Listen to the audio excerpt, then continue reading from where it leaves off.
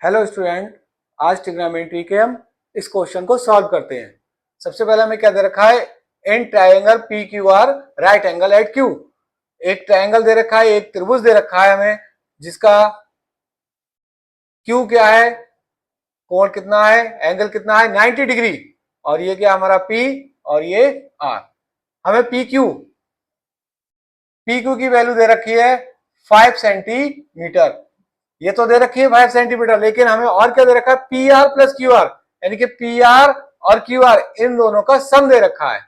इन दोनों का सम दे रखा है। क्या दे रखा है, P R plus Q R is equal to 25 sum दे रखा है। अब हम जब तक इसको अलग अलग निकालेंगे, पी आर 25, क्यू आर को उधर ले गए, माइनस का क्यू आर, इसे इक्वेशन फर्स्ट मान ली। अब हम इस ट्राइंगल में, in triangle P Q are में पाइथागोरस थ्योरम यूज करेंगे।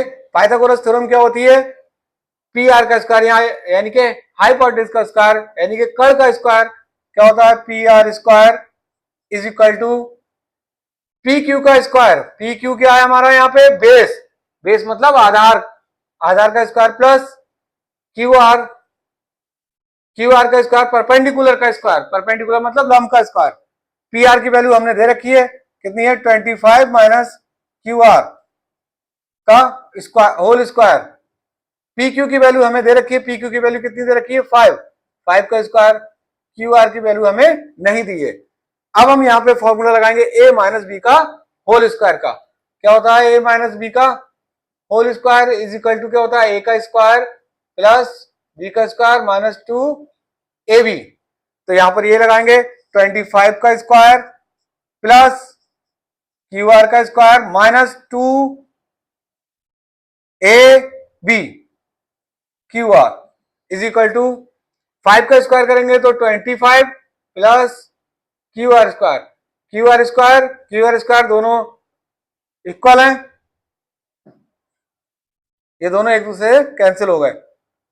25 का स्क्वायर करेंगे 625 माइनस 50 टू जा कितना हो गया, 25 टू जा कितना हो गया 50, Q R is equal to 25 minus 50 Q R is equal to 25।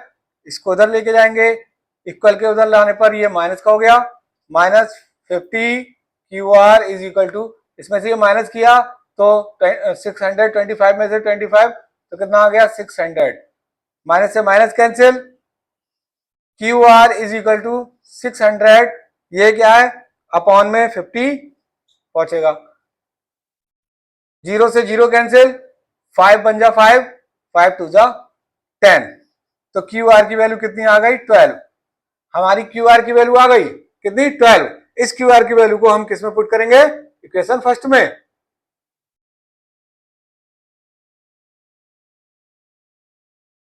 P R is equal to 25 minus Q R की वैल्यू कितनी आई है 12, तो P R is equal to कितना आ गया 13 सेंटी। तो हम साइन पी की वैल्यू निकालेंगे।